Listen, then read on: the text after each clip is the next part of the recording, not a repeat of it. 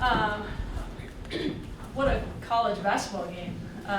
First, I'd like to thank the Charlotte Sports Commission and the title sponsors Ally and Belk for just an unbelievable event that they put on. When Danny Morrison had called me and about potentially participating, he said it's a first-class thing. We value women's basketball, and they certainly put their money where their mouth was, probably both literally and figuratively, just in the way that they treated us. And it was a first-class event with two really good teams. So much respect for Coach West and NC State. I've never actually in my time played them, but I've watched a lot on TV, and we knew it would be a really tough matchup. I'm just really proud of the team togetherness and kind of toughness that we showed today. You don't know exactly what you have until you're put in these situations, which is why we schedule them. And I think, it's a chance for us to redefine our identity a little bit, and I think that was on full display today. We have a lot of different shot makers and playmakers.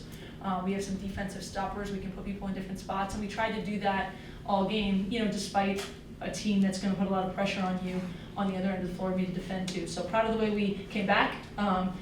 Held them, I think, scoreless down the stretch, and a lot of different people make plays, and a good chance for us to grow and learn from here. Questions, raise your hand. Let us know who you are, who you're with. Who has the first question? Right here in front of us. Yeah, Mitch North on SB Nation. NC State's up 11 to start the fourth quarter after that, and one from Zoe.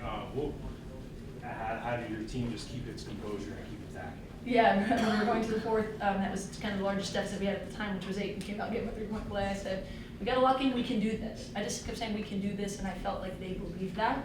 Ultimately, NC State has a ton of really good players, and we had to dig in and not let them go to their strengths, right? Like, she's really good at everything. Zoe, I'm a big fan of her game, have been since I've seen her in club basketball, but if you let her go right, you don't have much of a chance and just get right to the rim. So we had to just lock in on the game plan, continue to do us, but I never saw heads drop. I thought we just kept playing. I thought we kept trying to make plays. Obviously, it came down to being able to get stop after stop down the stretch and a bunch of big shot making. Good. Yeah. You mentioned your team is kind of trying to redefine itself right now. What are you trying to redefine yourselves as? Our starting front court was in the W, and as you all know, right, Juju's with us from the sideline this year, and so everybody's sort of in a new role. And we just think it's a great opportunity for others, just the way we want to play. We want to play fast and fluid. We're trying to play like a more open pro-style offense where there's a lot of reads and options and putting people in different spots. We're always going to play hard and tenaciously on the defensive end. We want to play fast. All the different things.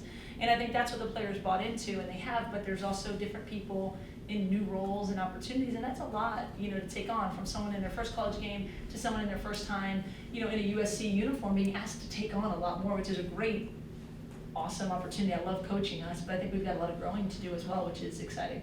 Question of the players too, from Rep.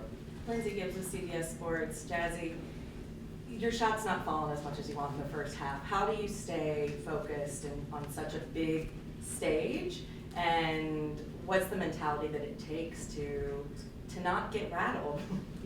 Yeah, I'm just blessed with amazing coaches and teammates, so they really keep me grounded in situations like that when my shot's not falling as much as I'd like it to, and yeah, I'm just really grateful for them. I want to ask a little bit about Kennedy Smith. Her shot also is not falling right now as much as she would like. How does she impact the game outside of that? I think what makes Kennedy such an elite player is that she can impact the game without scoring. We know she's capable of scoring, and I think, she had a couple really critical buckets down the stretch, but she's unique in that she makes other elite players better. Like, she can have the ball in her hands and feel the defense and spray it. She can score inside and out, and we know she's capable of making shots, and those shots will fall, but she is taking on a lot more, right? Like, in only her sophomore year, trying to get her the ball to be a playmaker and a shot distributor and scorer, but she's elite defensively. She's all over the boards, and just a competitiveness about her that I think other people are like, okay, we can get a stop, we can make a play, no matter what's happening on the offensive end. Third row left. Chantel Powell, No Cap Space. This is for London and Jazzy. Your coach talked about, you guys forming your identity, players in new roles. What's really the key to you guys being as connected as you were defensively despite all of that?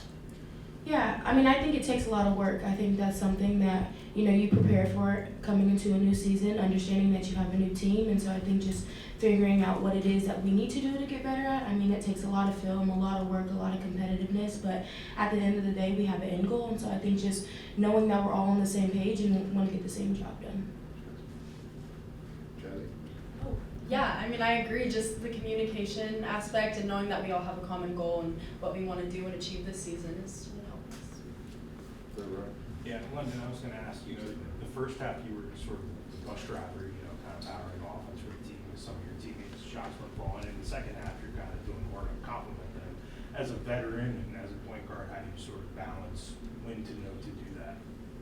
Yeah, I think it's all a feel for the game. I think, like you kind of just said, as a vet, being there before, doing whatever it is that my team may need in that moment and being that person for them, whether they need me, whether they don't, but just kind of making sure we're on the same page. And like I said, we do have an end goal, and so whatever that takes, it could be anyone's moment at that time, but just understanding that and just making sure we come together as one.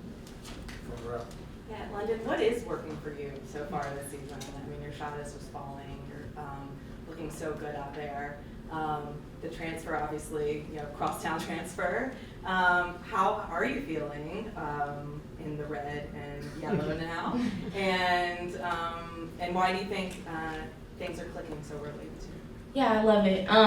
But I think just like I kind of said before, just the work. I think practice is never enough. I think that what you do in practice, you kind of see what you can work on and what you need to get better at. I think just film, we have a lot of film sessions. So just understanding that, and I think just the work that's being put in, when you're putting it in, getting the reps, it comes naturally and you don't really have to think about it. So I think that that's helped a lot. And just a quick follow-up, sorry, just what your impressions so far about playing with Jazzy? Yes, I love it. We're extremely proud of her. I mean, when you have a great player like that, knowing that shots are going to fall, you just have to keep her, Jazzy, you got it to hit the next one. So I think just what she's done already so far has been amazing, and she has so much to look forward to. Back of the room, Cameron. Cam Gaskins with WBTV here in Charlotte. For both players and then Coach, I guess you as well, it's not often that you see two defensive stands in the final 10 seconds with a 1-point lead, having to get a stop both times. So for the players, just what's the mentality, knowing that you have to defend that 1-point lead, and then coaches, what's the message in the huddle twice, trying to get them ready for a big play? I mean, I just think there was a lot of confidence, and it's not that's a great offensive team, but I think there was a lot of confidence. Not that can we do this, but we got to do this. We're going to do this. That's the message. Once we talked to them with only 1 second left, switching out and making everything tough. We put Laura Williams in to be on the ball to make that one tough. But with 10 seconds left, it was a little bit longer. A play we're trying to give them what the reads might be and just take away their primary options. Yeah, I mean, I agree. I mean, as a player standpoint, you have that mentality. We don't have anything to lose, so we just have to go out there and do what we do and not hope for the best, but we work on this. So just going out there and it comes because you prepare for it. So I think, like I kind of said before, just having that mentality on we can get it done. We do this every day. This is another rep. Like, it helps a lot. Third row. Okay, this is for Jazzy. NC State's a team that's put a couple players into the W last couple years. You had Sanaya Rivers in that back corner. Just as your college career, you hit the ground running. What did playing against this team show you about yourself tonight so far? I mean, yeah, NC State's an amazing team. They're very well coached, so it's super cool to be able to be on this stage in my second college game, and yeah, just be backed by amazing coaches and teammates. Last question. Right, this is for Jazzy in London here. I noticed that you two and some of your teammates wearing various forms of the Kobe 5s. Is that your guys' favorite shoe to hoop in? Yeah, honestly, they're very comfortable. I obviously just got into Nike, so it's been really fun. But love Kobe's, so we got a lot of new pairs. So I'm sure you'll be seeing a lot more. Yeah, I love Kobe's too. They're like one of my favorite shoes. So, yeah. Thank you. Thank you. Thank you. Thank you. Their stat books here. If anyone